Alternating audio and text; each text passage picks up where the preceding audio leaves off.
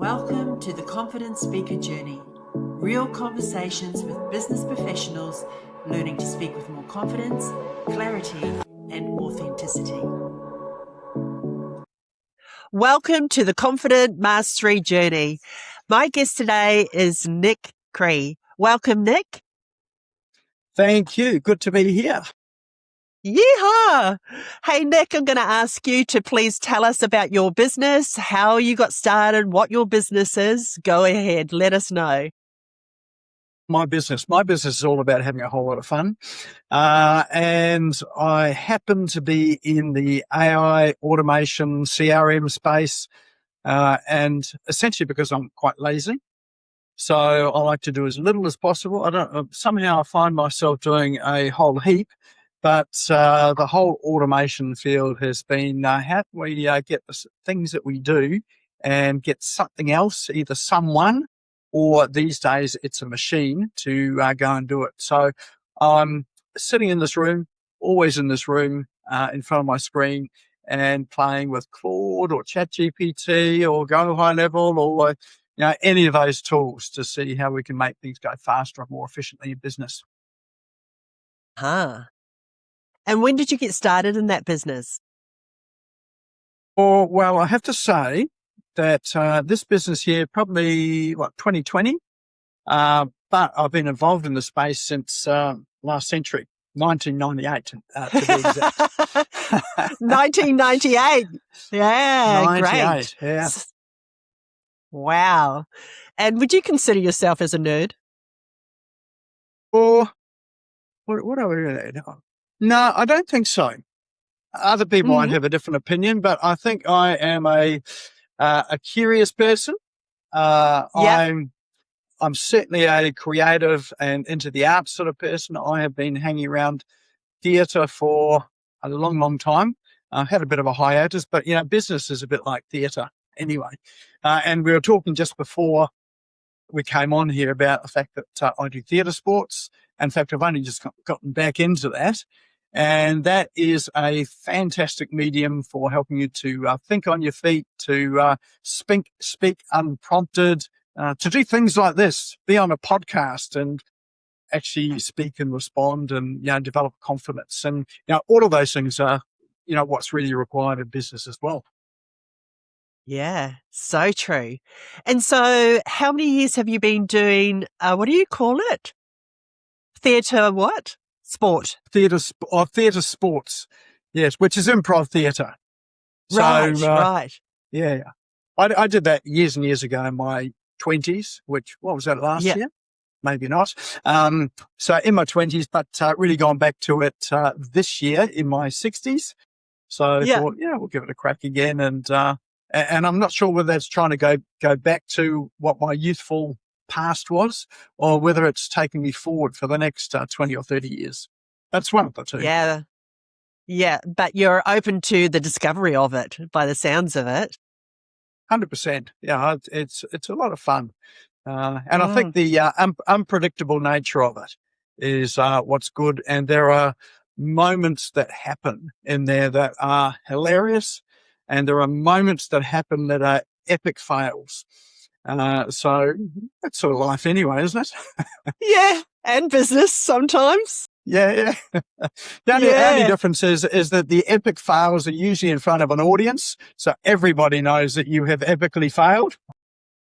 But then also the funny moments are in front of an audience as well too. So, it's all life on stage. Yeah, and it's character building, I would suggest. Well, you can't be shy. Well, you can be, but it doesn't work really well. But you just can't be shy up there. And the real art of it is to commit 100%. So, if you really commit, then failure is forgivable. In fact, sometimes it's funny. And also, if you try to be funny, that's normally when failure happens. So when you try hard, you fail.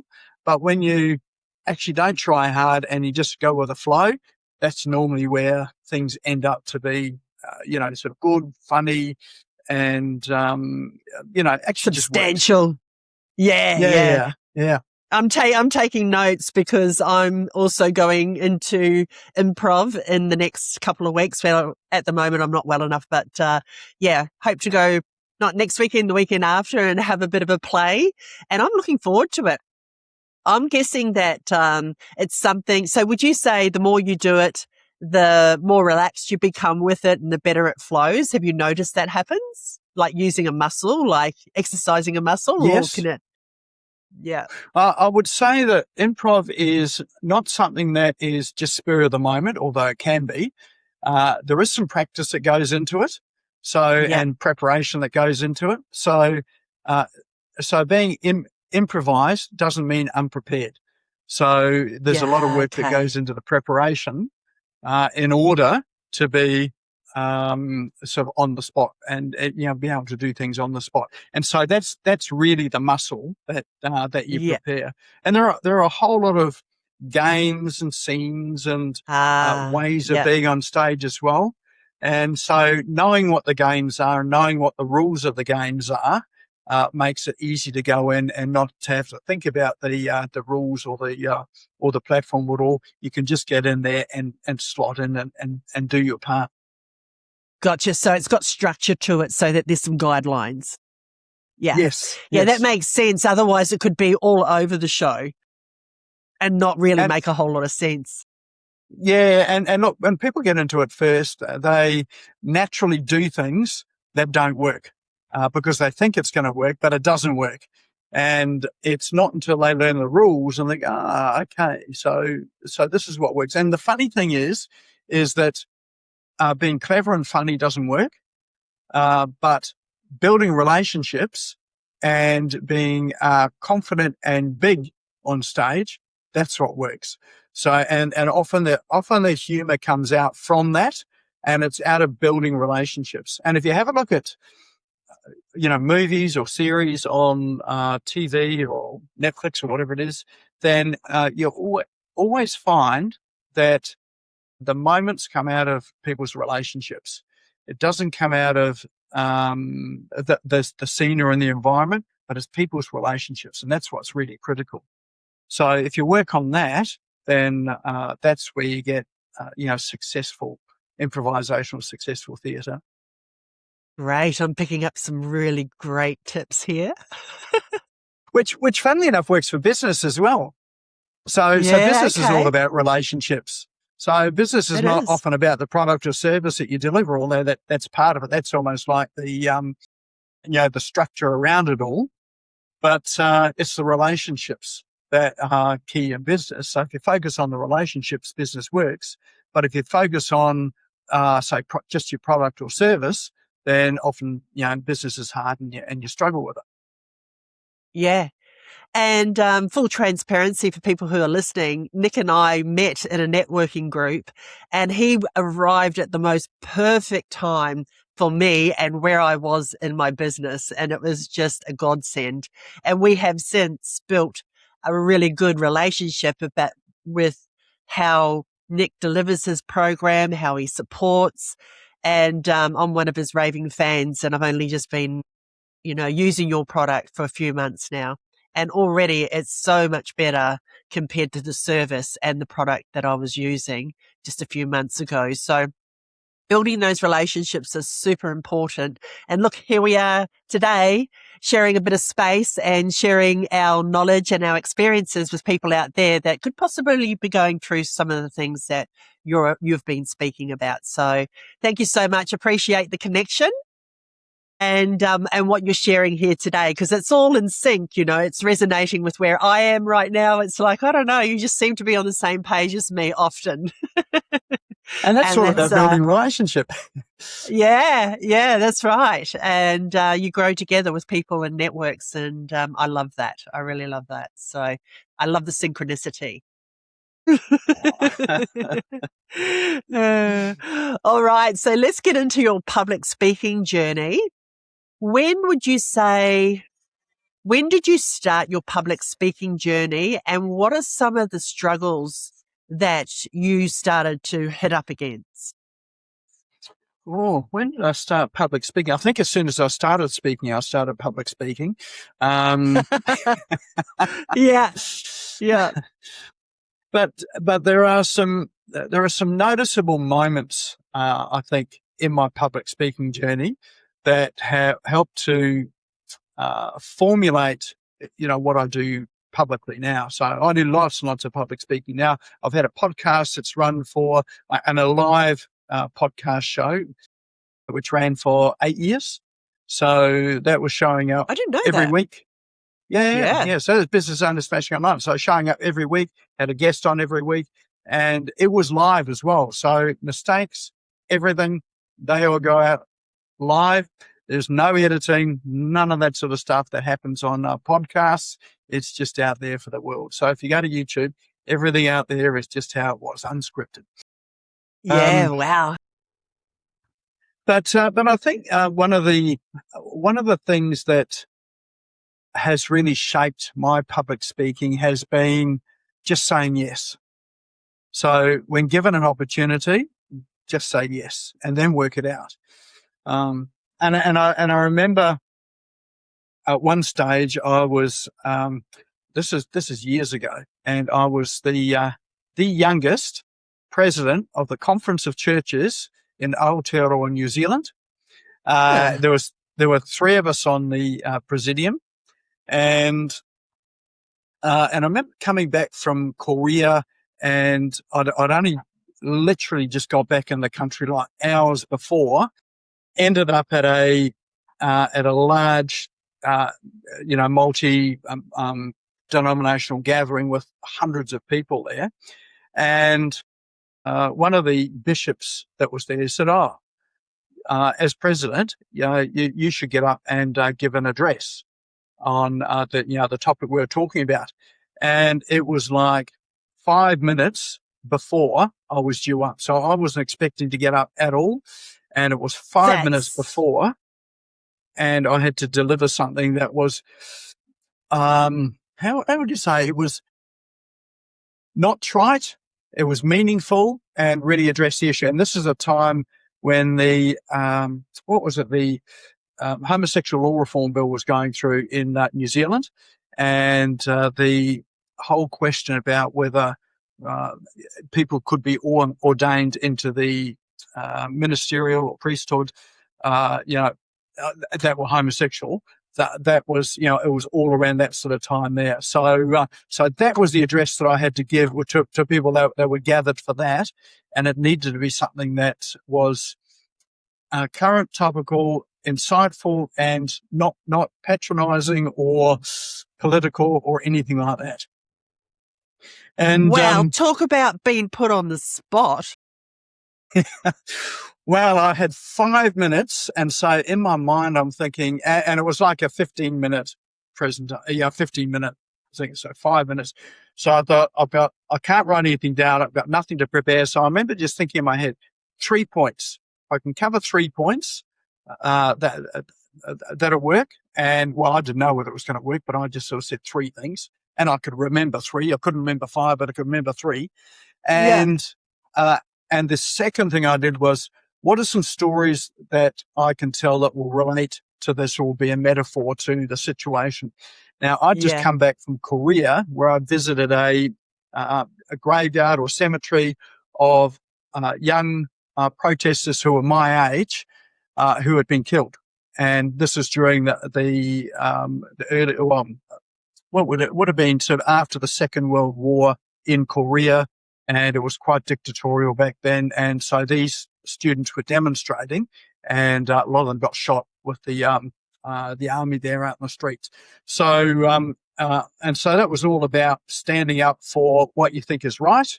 And so I was able to make a parallel between that and between the issue at hand, and to link those two there.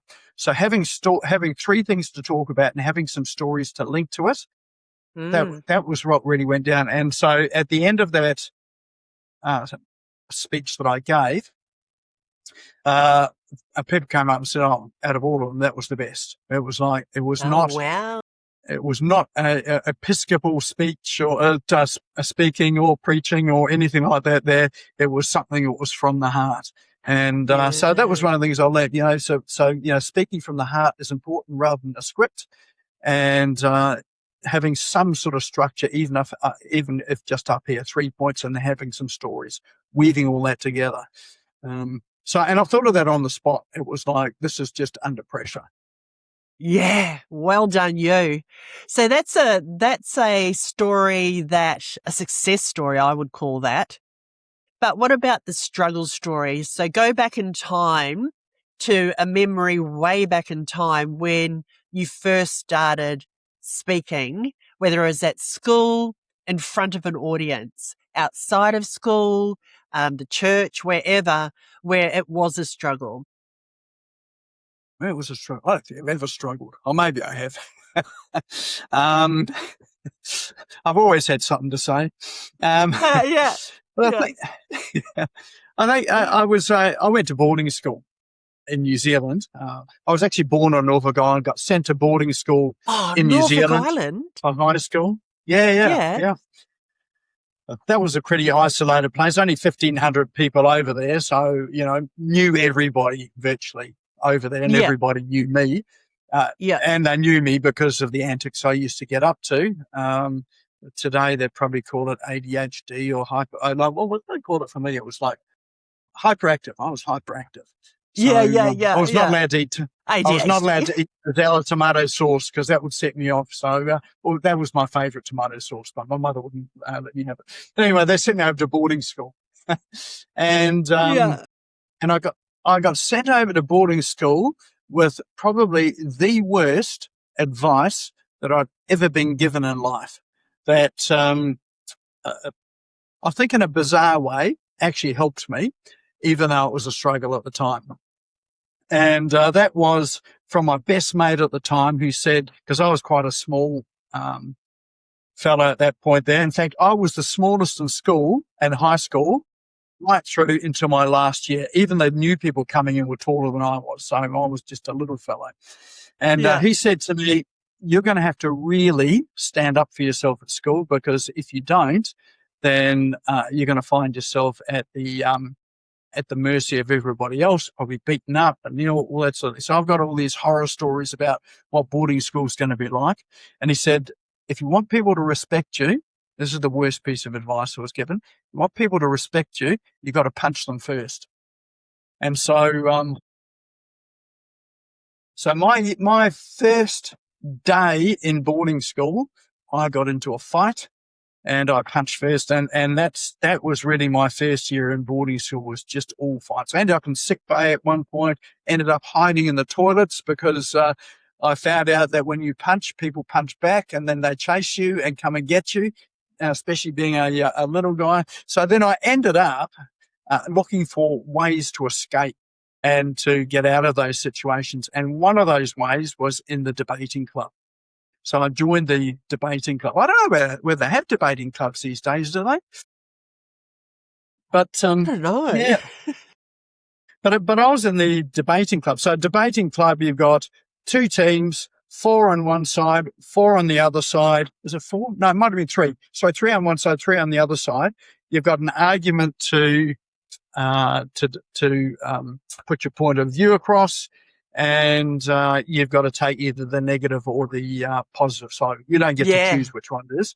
You've just got to put your argument together. So for me, that was a real moment of struggle, because some of the times I was given topics there that I didn't agree with, and I was on the other side. So if I didn't agree with it, I had to put forward my case that was agreeing with it. And so that there was like, in all good conscience, I can't actually, present on this. And, I stammered and stuttered and so got my way through it. But it was my debating coach or teacher who said, you don't have to believe it. You just have to be confident and convincing. And it's not the topic that's important and whether you agree or don't agree with it, but it's how convincing you are and authoritative you are on presenting. So confidence is really what was key. And so I remember just getting up and pretending that I 100% agreed with this and just delivered with confidence. And the difference between delivering something where you're unsure and not confident, and delivering with confidence with the audience is just such an extreme. And I've learned it's all about the response that you get back from the audience. So if you sound like you know what you're talking about and deliver with conviction, then the audience is you get a far better response from them there than if you deliver something that is where you're unsure, where you're sort of maybe uncertain about it, and so not confident about it. That way, you see people moving in their seats; they're uncomfortable for you. Whereas if you deliver with confidence, people are confident with you, even if they disagree with you. Yeah. Yeah. And the psychology in that is people love to follow leaders. Yeah. You know? Whether they're good or bad leaders. Well, I mean, they're not bad leaders. It might be their point of view might be one that you agree with or one that you don't. But yes, people, as long as you've got conviction about it and deliver with authority, people will follow you. Yeah. People don't like uncertainty. Yeah, Yeah. that's true. Which is, Yeah. yeah, which is a really great exercise in influence. So that's only just dawned on me listening to you right here. And that is, yeah, we didn't do much debating while I was at high school because I switched from New Zealand to Australia and I kind of missed it in that crossover, crossing the ocean. And it never dawned to me that that's a fantastic exercise in learning how to be influential when you don't believe in something that you're speaking about. Because you're actually, I don't know, I could be completely wrong, but what I'm getting is that you're not connecting to your identity. And your It's identity, 100% that. Yeah, you're removing yeah, yourself from from what your core beliefs are, and you're delivering yes. something from a point of view of just delivering confidently and as if you do believe it with that same conviction and passion. Yeah, you're taking on a concept that you don't believe in and you're delivering it in a way that you do believe in it so that your audience is convinced that, yeah, I'm behind this. This is who I am. This is what I believe in. And you're delivering that with confidence and certainty. So now I'm actually open to debating. Yeah. But the other thing about it is that you have to leave your ego behind. Yes, that's what I'm realizing. Yeah, because if you're worried about what people think about you, then that's often where lack of confidence and really sort of comes in. So if you're delivering on a topic that you really don't believe in at all, and you're delivering let's say the devil's advocate point of view, with conviction where people think you genuinely believe this, then if you're worried about what people are thinking about you, and if then there are people there that are going to be thinking badly of you because they think that Yeah. you actually believe this. So you've got to leave your ego behind if you're going to deliver well. Yeah. So it's easier to deliver on stuff that you passionately believe about. It's a lot harder to deliver on something that you have the opposite point of view and to be just as convincing. Absolutely. Yeah. And something I'm thinking about too, that in my experience, another thing that I find that people find very difficult to speak about is themselves and their successes, their accolades. So if I was to ask you, what do you feel more comfortable speaking about? Your products, your services, or yourself? How would you number them 1, 2, and 3? Which is your number one, which is that you find it easy to speak about. Number 2 and number 3, yourself, your products, and your services, your business. I think uh, myself would be number one, service is number Ah, two, products number three. great. Great. Because most people would answer number one as number three. Not a Number lot of three. people are comfortable speaking about themselves. Yeah. So power to you. And I think, I mean, it wasn't always that way. I think that's been something that I've developed along my journey in, speaking journey. And I've Yeah. done a lot of speaking. So in theatre and also in the roles that I've had, I've done a lot of speaking. And what I've found is that when you have experiences and, sort of emotions and things that you've done, it's easy to start to speak about some of those. Not talking about speaking about those in a way that you're bragging about it, but it's easy to speak from experience. Yeah.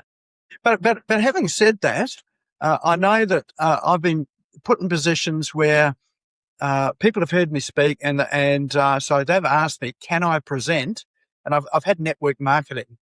People have said, "Can you present to an audience of people on our products and our network marketing opportunities?" And I've said yes, even though I was not a subscriber to their products or services, wasn't a member of it. I could speak, and I found that what they were looking for was someone that again could speak with conviction and confidence on what it is that their product or service and the opportunity that they had. So, and I think for them, it was they were the ego was at play. They were worried about what their peers and friends and whatever would think if they're standing up the front, first of all, and having to speak, because that whole fear of public speaking. And then Mm. secondly, presenting, in particular, network marketing opportunity, where most people roll their eyes and think, "Oh, not another one." So so, Yeah. so, so it was easy to get someone else to do it, and I was more than happy to stand on the roll. And looking back on that, probably came down to my debating days, where I could talk on any Yeah. topic, either for the negative or the positive. Yeah. So I'm interested, what sort of things would you speak about if you weren't using the products or services? So would it be generic like subjects or sales, or what sort of topics were you speaking about? I was speaking about their products and services, so I had I had the information. I'd scanned it, often 5 or 10 minutes before, so I had a good idea as to what it was about, and then I could speak to it. And often I had their brochure and whatever in hand, so all I had was the subtopics and subheadings. I had learned to speed read, and so I could read a block of text, understand what it was about, and then I could speak about it. Um, Excellent. So what would you speak about? What sort of information would you give? um, I think one of them was a wealth building conference, which was happening in Fiji. So I was enrolling people to go to Fiji to listen to, for a week, to listen to speakers on, global wealth building. Um, and so, yeah, so what I did speak about was people's lifestyles, like where they were right now and how Mhm. happy they were with it, and also what their aspirations were. Um, those were the two key things that got people locked into enrolling, and we enrolled a lot of people in for that particular seminar in Fiji, and it really came down to people's desires and things that they were not happy about, and how they wanted their life to change. Yeah, right. And you did that with very Mm, little preparation. very little preparation. Yeah. Oh So my able gosh, what a just to stand master. up in But front of you, one. Yeah. yeah, wow. And so But when did it turn for you? Like you were saying that, you weren't always that confident, but when did it start turning for you? When, what sort of age, or was it a situation or an experience that really pivoted for you? uh, when would it turn? I think definitely high school. I think Okay. because that was where I wasn't at my peak of confidence.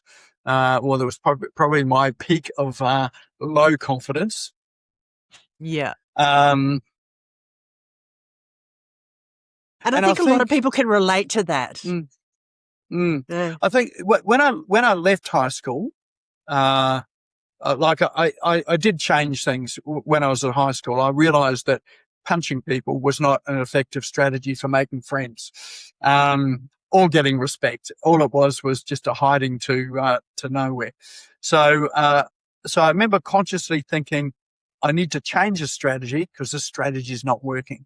And I think that's one of the keys in life is if you can look at what you're doing and the results that you're getting and ask yourself, is this the result that I want? And if it's not, what do I need to change in order to get different results? Yeah. And so I did that at high school. And interestingly enough, my last year in high school was a lot better. I started making friends. So the first 4 years was first 2 years I was in fights.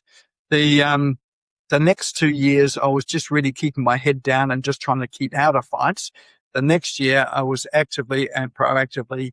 That was when I'd ask that question, looking at how do I actually make friends and have a more enjoyable life. But it wasn't until I left high school and got my first job that I thought, right, I can't go around punching people because that's probably going to end up with me in a jail cell somewhere. So I'm going to try Or some things hospital. differently, or hospital. So I thought I've got a whole new environment here. I'm going to treat this as an experiment, and I'm going to act differently. So I'm going to act in a way that I'm interested in other people, and uh, and and actually not be a cheeky little scrapper as well, because I was quite cheeky at school. So I Yeah. would always have the last word. I would say things that were inappropriate. Uh, I would call people some names that would often get me into other fights as well too.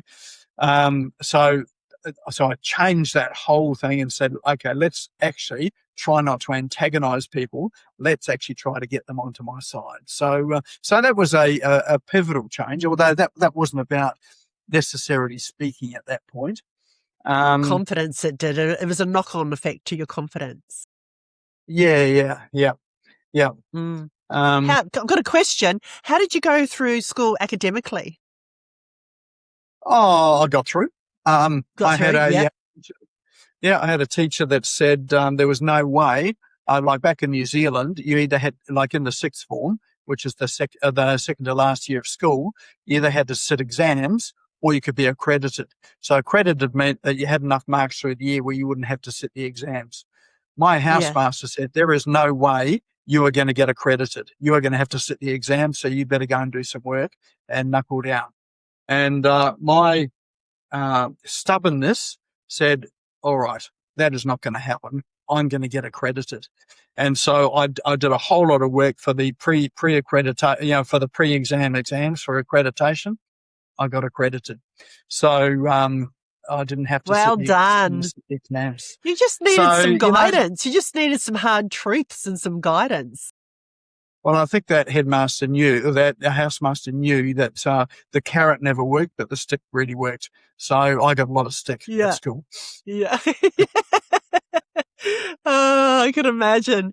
Thanks for painting that picture for us and being totally open and honest. It's amazing how far you've come, and yeah, what an interesting story. So, how would you say with your business, because it's not something that a lot of us understand. I know, a lot of that automation and computer stuff just goes right over my head. But I have learned a lot with the product that I've bought from you, which for those who are listening, it's a customer relationship manager. So would you like to explain a bit about what it is? Yeah, and look, interesting enough, this goes back to 1998 when I first started out in business, and that was when I got my first customer relationship management tool, and it made me a lot of money. 98. 98, yep, and Wow. it was one called Act back then, which is still around today. and Mm. it sat on local computers. No such thing as a cloud back then. It was on your computer. Mm. And these were the early days of emails as well. So I was one of the very early adopters to getting an email. In fact, it was, what was it? A CompuServe. I had a CompuServe account, which is basically bulletin board and emails. So that, Yeah. and I didn't even know what to do with it all. And then the telcos came in and they introduced internet and, which is dial up through the phone line, and, Yes. and you got an email address as well. So people were starting to use an email address. And so I went through and collected people's email addresses for my business. And I used to use that as a marketing tool. And Straight away. it just generated so much business for me, particularly in the Wow. early days, because people weren't used to it. Like, people would look at their emails, like going to the letterbox to go and get a letter out. They would open up the computer, and if they got an email, it was it was really exciting. So, Yeah. so I used to use These days. so, and in fact, I used the CRM for fax outs as well. So this is when fax machines were around. Yeah. So Wow. so we had fax numbers. So that was the big thing there. So I would do the same thing on faxes as well. So it used to make me a lot of money, because people, I'd get my message out, people would respond. Not many other businesses were doing it.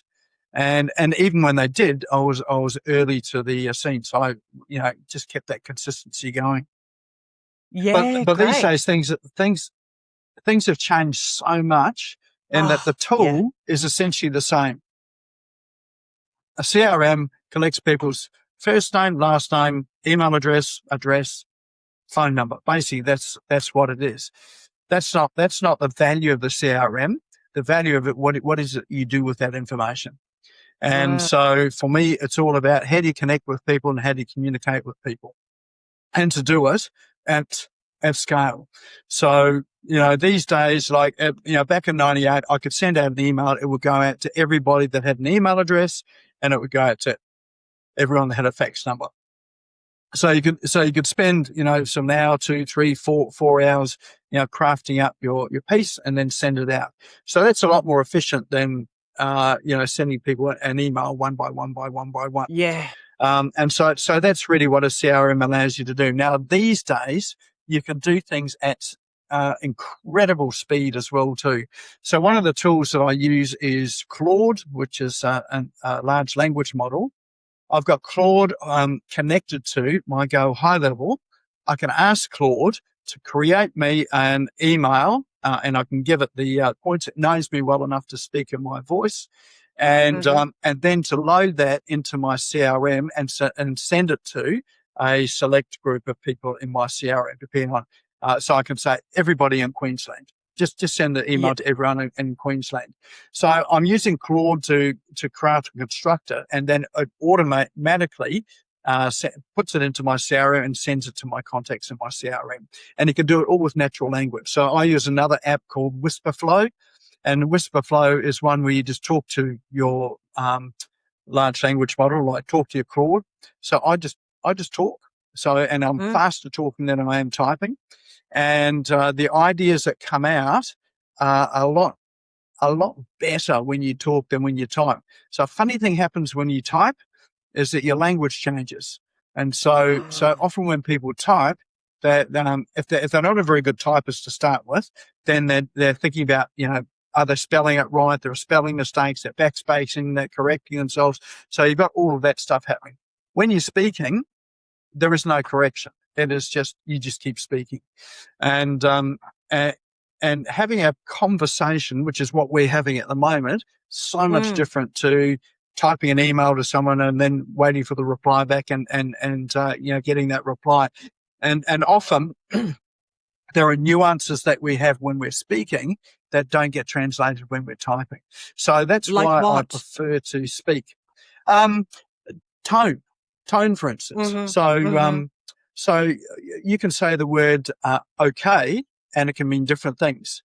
So you can say something like okay, which means great. Or you could say okay, which is like a question, or it's like okay. So the tone just really communicates things differently. So you can actually use that tone, and when you're speaking, that tone actually gets picked up in your conversation, which you don't think about it when you say it; it just happens. But when you type it, you can't type that tone. Yeah, So, it's true.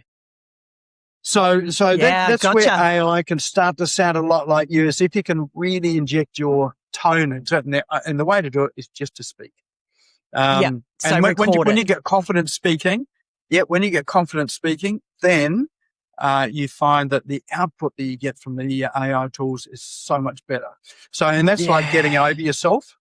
So, Yeah. you know how, if you're on video for the first time, it's like, and say doing a Facebook Live, for instance, like deer in the headlights. It's like, I don't like the way that Yes. I sound. Or I've got a Yeah. pimple there. I don't like the way that I look. All of Yeah. that sort of stuff. Yeah. Once you get over all that, and it's like, you look what you look like, you sound what you sound like, and that happens after about 20 hours of doing videos. Yeah. Yeah. Takes So, 20 so hours 20 to let hours go to of your get over ego. that stuff. That's it. Yeah. Yeah. Yeah. Good information. And so you obviously have no issue with communicating, translating, what you do with your business, the complications of the CRM and the automations, and speaking it in layman terms. So you obviously have, from what we've been speaking about, there's no issue there for you. You're very understandable for people, would you say? Well, I think I've got a philosophy that there's always a way. So the Yeah. first thing is that just say yes, and you'll move forward and find out. So, if someone asks a question, it's like, yes, well, let's find out, how does this work. So there generally isn't any question that someone can throw at me that will throw me, in the sense I don't need to have the answer, but I need to have a process there to see. Well, let's see if we can explore this and find what an answer or solution is. Doesn't mean we Yeah. actually end up getting the answer that you want, but it means that you get into exploring things. And often people tell me that they're not very techy, or they're not good around tech or anything like that. I get them to change their language to say that rather than I'm not very techy, change it to I'm tech curious. So if you're tech curious, Nice. it Yeah. means you'll get in there and actually try things. It's not overwhelming. So like being non-techie is like, I'm overwhelmed by it. So you do got to get past that and get into, actually, let's just press some buttons and see what happens. Yeah. And that's an interesting point, because what I've learned in my journey is that when you're curious, you can't be overwhelmed at the same time, because you're accessing a different part of your brain. So when you're in wonder, when you're curious, when you're in awe, you can't be stressed at the same time. And there's exercises that you can do that proves it. And I find that really fascinating. So I'm going to take that on board when I hear people say that. It's my father, he's 85 now, but a few years ago, he was bringing up limitations and beliefs about, not being able to use technology. And myself and two of my sisters were going, no, no, no, Dad, you can do this. And so we all started teaching him. And he's, fine. He uses computers and tablets and phones and all sorts now, because that's what we did. We helped him to rewrite the script.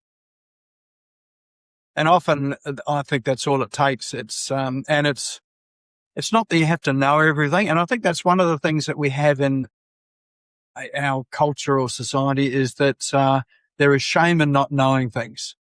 So, Yes. so you need to let that go. And it's like, it's okay not to know things. Where the shame is not actually pursuing your curiosity to find out. And Yeah. so it's really just sort of shifting that there. So Yeah. you don't need to know. We don't know everything, but we can find No, out. that's right.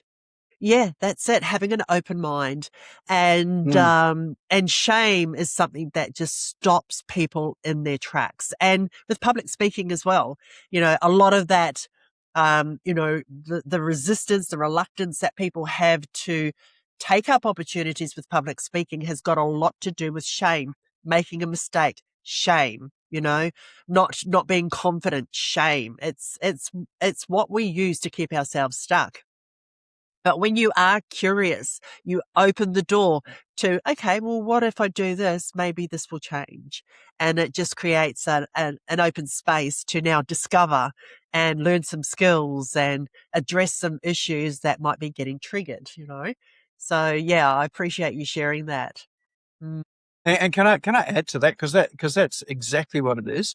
If you're feeling afraid or shamed by or scared about getting up on stage, it's because you're mm, focused on the wrong thing. mm, So usually those emotions are because you're focusing on yourself and what you look like, rather than focusing on what is it that the audience wants to hear and the value that they're wanting to get out of things. So if you yeah, change the focus from, what do I look like? I'm going to look like an idiot. So, I don't like being up there. I don't feel good, and change that focus through to what is the audience really, what can I do to best serve the audience? What is it they really want to know? How can I answer their questions? How can I give them value beyond what they've got at the moment? Then often those feelings disappear. yeah. Yeah, absolutely. That was an aha moment for me when I had the same coaching, and that was you're being self conscious. You're making this all about you. And if you just shift your focus to being of service to the audience and how you can be of value and give them something that they can take away that's going to be useful, valuable to them, that will make a difference. And it did. It made a huge difference. And that's where improv and theatre and music can really help. Like I remember being on stage in the St James Theatre in Wellington, New Zealand. So I was in a production there. Yeah. And this, like, if you've never been to the St James, it's one of those really old theatres, which is like it's Ah, a yeah. stage theatre as opposed to a movie theatre. Although they have movies there, they've got a screen, but it's a full stage theatre, and you've got the wraparound audience around the top, and and the balconies. You've got the boxes for the VIPs on either side as well, and then you've got Yeah. the main audience down front. And I was playing a gangster in the show, Yeah. and uh, and it was a musical, so there were no words; it was all music. And I remember, and we had a stairway up in the middle of the stage, so I had to come down the stair. There were three gangsters, Yeah. and I remember coming down, and I was being particularly gangstery and intimidating, and singing and feeling the audience, where the audience was in terms of their emotional state and emotional level. And I thought, I wonder if I can change that. And so I got into the role even further to change their perception and their emotion. And it did. It's like they visibly, I could feel them lean forward in their seat and see, collectively faces change as well as they got to experience my character. And so I thought, oh, that's cool. And then I pulled back as well too to see whether I could change it, and they pulled back as well.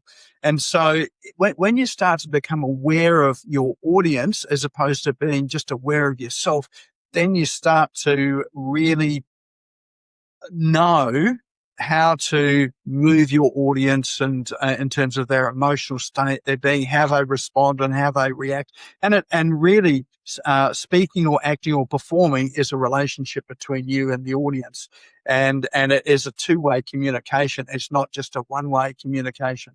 And when you start to do that, then all of a sudden it starts to become fun because it becomes a relationship that you're having rather than a performance you're giving.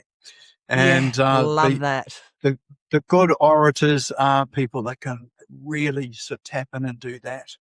Yeah. Because there's intention with connection, isn't there? Yeah, Yeah. it really is that connection. That's really Yeah. huge. Yeah. And that's something that I coach is like, first you got to be connected with yourself. And that's all of yourself, the good, the bad, and the ugly. And make that connection with your audience. And what a beautiful thing for you to see. That would have been such a pivotal point in time to see, to have that thought, to actually practice it and see the feedback straight away. Mm. And you do get Yeah. to feel it straight away, on Yeah. stage as well. I remember being in Korea, and I was there for on a educational program, and I was down at the a beachside town with some mates of mine that I'd made over there. I think one was from Bangladesh, one was Pakistan. I was from New Zealand at the time. There was and then there was a couple of Koreans as well. So we were thick as thieves. So we just hung out there and drank soju, and we came across this concert, this live concert on the beach, and that had the big stage, and there were musicians playing on stage, and there were thousands of people there. Anyway, one of my mates, we were in the audience listening. I couldn't understand the words of the music. I was just enjoying the music because it was all in Korean. Right. And well, one of my mates said he disappeared for 20 minutes or so, and then he came back, and he had with him one of the band members that was on stage, and they were just having a break. And he introduced him to me and said, "Oh, this is a famous singer from New Zealand." I said, "What?" And he said, yeah, he's really big in New Zealand. You're lucky to have him over here. He's just on holiday, but you should get him up on stage and to sing a song. I said, no, I'm not doing that. And he said, yeah, come on stage. So anyway, I ended up on stage in front of thousands of people that were out there. And the musician, and so we were speaking English, and there was someone else translating into Korean, and said, "Well, what are you going to sing?" I said, "What?" So I can't remember the first song. He said, "No, we don't know that song. What else?" And I thought, "Okay, what's the song that like Jailhouse Rock?" So I thought, I was going to say, "Oh yeah, we know that one. We know that one." So I said, "Okay, well, do you want to give me a guitar?" He said, "No, we play, you sing." And so then they started up, and I thought, I don't even know all of the words to this. I know most of the words for all this. Yeah. And then a thought struck me. Most of the people in the audience don't know English anyway. So the common language was obviously Korean, but the other language that we were communicating is Japanese. Because Japanese were there during the war, so Japanese was a language that was spoken as well, and that was how I got to communicate with some people in Korea. Gotcha. With very limited Japanese, because I learned that at university. And but anyway, I'm up on stage. And I thought, well, there's nothing for me to do but to be confident and just to belt it out as if I know it. And so I got my hips going, and it was, "I won't do a party in the county jail," and then it was off. And because I deliver with confidence, there's this row of girls on the front there, like they would have been, 16, 17, 18, and they go, so these screaming girls at the front of the stage, and I'm thinking, man, this is just rock star stuff. And so getting that back again gave me confidence to do even more. And so I just sang it as if I was Elvis. And you are such a character. That was my one international rock concert that I performed. I didn't have to buy a drink or food all night for the rest of the night. That is hilarious. Oh, thanks for sharing that story. You have had some amazing situations put on you, like, just an innocent pacifier and put onto stages, and you just must have been born to do it, to be on stages, I think. I think I was just born to get into trouble. Your friend, I don't know. Yeah. That's such a funny situation. Excellent. Okay, so what have you learned about yourself through having to become more visible? It's actually okay. It's like if you are easily forgettable. So and so you just look at death. So when you die, how quickly people forget. That you ever lived. So So the moments that we've got to live, we might as well make them as memorable as we possibly can. And people often equate being, public speaking being probably not as bad as death, but I would equate death being even worse because they're going to forget you pretty quickly when you die. You want to make sure they don't forget you on stage for all of the good reasons. Yeah. And I think just putting up your hand and saying yes. I remember going to, I was new in the web development industry. In fact, I was new into Australia, and this was 2009. And I went up to Brisbane from the Gold Coast to attend a web designers meetup. And I'd decided at that stage I had set up a web design agency. And I didn't know too much about it. In fact, I was a terrible coder because I was just learning it. And I was in the audience of about 300 people. And so the presentation was really interesting. It was what someone who was, I can't remember what he was talking about, web design now.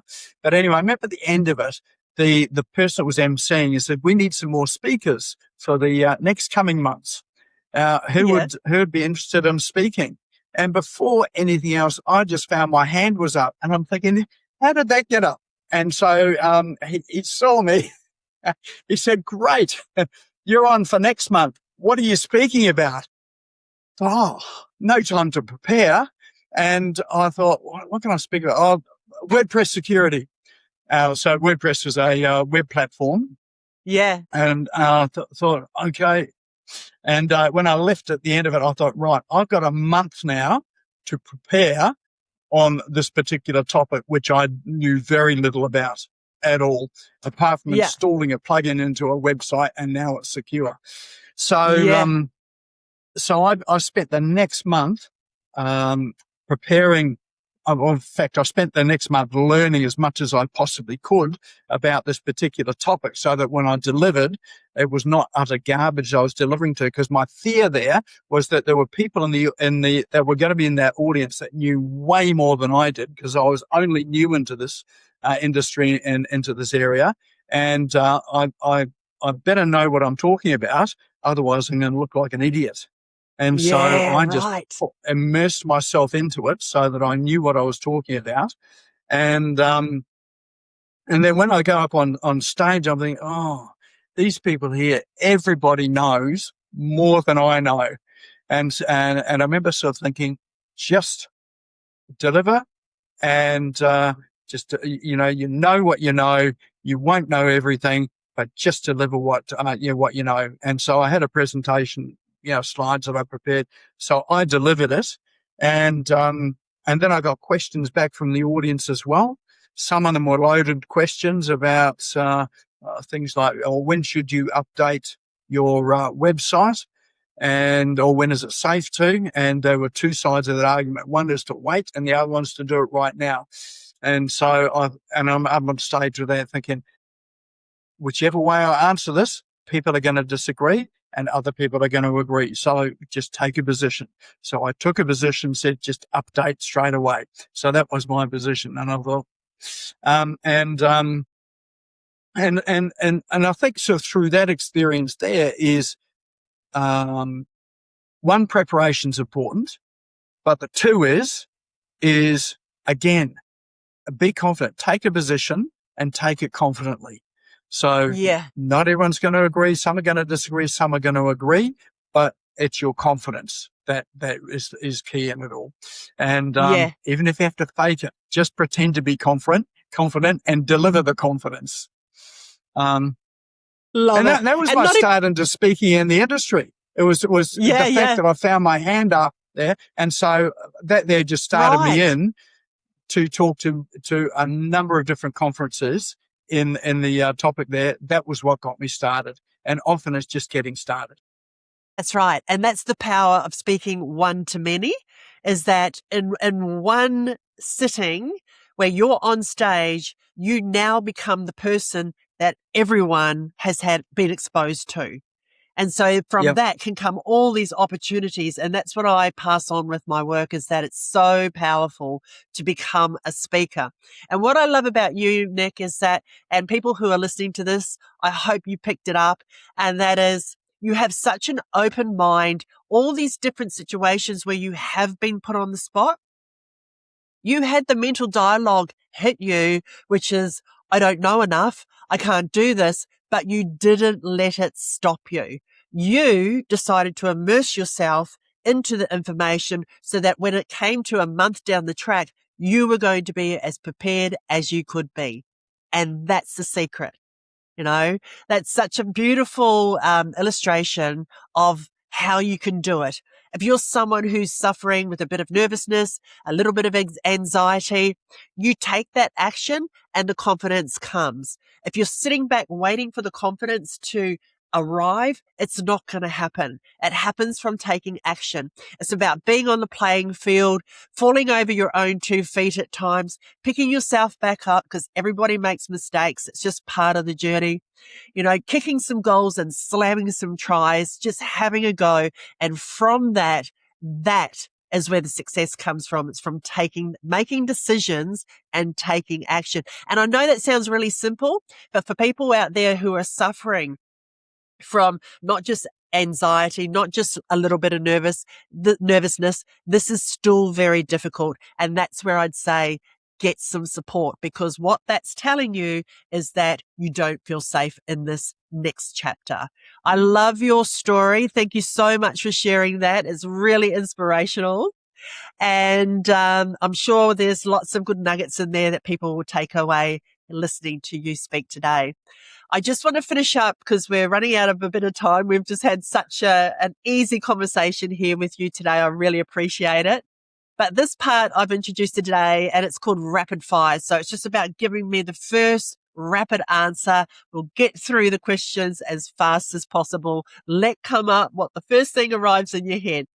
Sound good? What if I get it wrong? Exactly. Yeah, Mr. Debater. You're going to be totally fine at this. Yeah. Okay. Your first networking event, did you love it or did you hate it? I hated it Yeah. Why? because I didn't know anyone. I was in I'd walked into a room of strangers there, and no one came up to me at all. And I'm thinking, I just want to disappear backwards out of here, and a bit like The Simpsons, where he just disappears behind the bush. That was Yeah. me. Yeah. And that's so common. Great answer. Biggest business lesson. First one that pops into your mind. The GFC. That was when I lost everything in 2008. I was trucking along really well. In fact, I just got runner-up mortgage broker of the year, and I had a fairly significant property portfolio. Yeah. And overnight, and it literally was overnight, it all got slam dunked. So that was GFC. And so Wow. I lost my properties, I sold my business and moved to Australia. Yeah, right. Wow. And look at you. Yeah, not much stops you, Nik. Excellent. Thank you for sharing that. Best piece of advice you have ever received. It wasn't to punch people to get to know them, that's for sure. That was the worst piece of advice, Yeah. yes. Best piece of advice. I think it was actually Robert Kiyosaki. I did Money and You back in 1991. And he was the one that really talked about confidence. Like, he had this program called Powerful Presentations, and you had to dress up in a suit and a tie, and he got people out of their horrible clothes, like corduroy pants for blokes, and the old school tie and things that people would wear when they're in their 40s. And he got rid of that and got people to dress up sharply. I turned up with a mate of mine, and I turned up for a subsequent event. I had a red bandana on, I had a leather jacket on, I had a ripped t-shirt on and ripped jeans. And he just cracked up laughing. He says, you guys come up on stage, and he said, this is an example of how you should dress. It's not about what you wear, but it's about how you carry yourself. Wow. The rebel. Love it. Okay, what is your favorite AI tool? What one can you not live without? Ooh, there are so many. I'm having a relationship at the moment with Claude.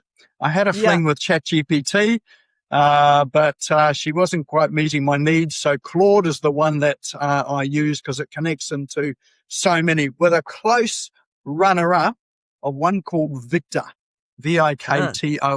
That there is pretty cool. Works in Slack and across all of your apps. Yeah. That's one that can really automate a whole lot of things.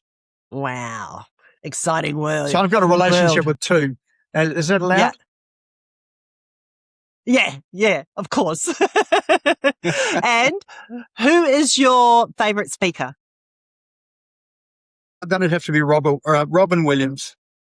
Yeah, So the okay. most influential movie was Dead Poets Society. Yes. And he was all about, you've got one moment and this is it, just live it. The other one was, you know, when he first appeared on TV, Yeah. that was Happy Days. That Yeah, was his first appearance. that's right. And Yeah. and I listened to an interview. I saw an interview with Henry Winkler, who was on. He's the Fonz, and Yeah. Robin Williams was really nervous when he came in. He'd done a lot of stand up, in his wacky way that he did it, and Yeah. he said, "Oh." And Henry Winkler came up to him and said, "How are you feeling?" He said, "Oh, I'm a bit nervous about it all." And he said, "Look, don't worry about it. Just get up there and do what you do." And he was just a wreck. But as soon as he stepped up on stage, all of a sudden he took on his persona and character. And it was that moment there, because he did that, they got him into Mork and Mindy, and then all Yeah. the other movies after that, Dead Poets Society, Goodbye Vietnam, Good Morning Yeah. Vietnam, and Yeah, that there was was just a great. whole lot. Yeah. Yeah. But yeah, Yeah. he was very good. Yeah. Nice. I love that. Okay, last question. If you had an animal totem, what animal would you choose? This is for your public speaking journey. What animal would you choose and why? It'd be this one here. It's a cat. Yeah. The one that's on my shirt at the moment. I can see it now. Yeah. And why? Because I think a cat is unpredictable. One moment it can be, you can be patting a cat and it's purring, and the next moment it can come up with this claw and and fight you. So Yeah. I love the fact that a cat can be that unpredictable, never quite knows of where it's going to go or what mood it's going to be in and what it's going to do, and it can turn just like that. And I think that there, when you can do that when you're speaking, that's when you get the audience in the palm of your hand. The unexpected Nice. and the Yeah. inappropriate sometimes. I love that. Thank you so much. We're going to wrap this up. I really appreciate our chat today. And for the people that are listening, we'll have Nik's details in the description. If you'd like to connect with him for any reason that he's spoken of today, feel free to do so. Thank you so much, Nik. Thank you, Sophia. It's been a lot of fun. Always like talking about myself. Thank you. Yes, you're good at it. All right. Bye, everybody, for now. See you next week.